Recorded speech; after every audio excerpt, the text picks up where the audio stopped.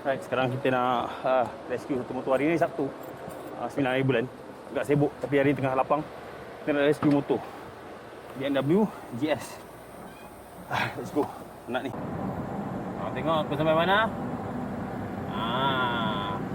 Simpang Pertam, Kuala Kelawang. Nak pergi Kinabalu. Ada sebiji BMW GS. Problem.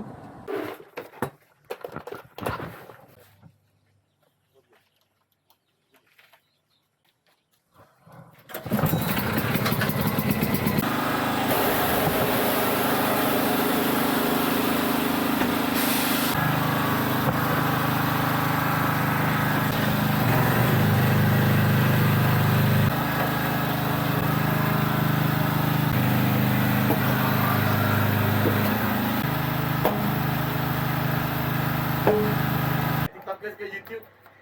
TikTok lah sekarang, YouTube. Lambat lah. Okey, selesai. BMW GS A.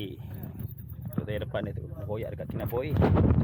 Jangan lupa kalau ada masalah nak tukar tayar kat rumah. Ini rescue kita jangan buat.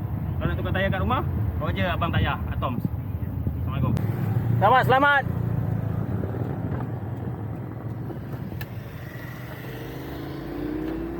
Jom kita balik Kuala Kelawang. Ini peras. Let's go.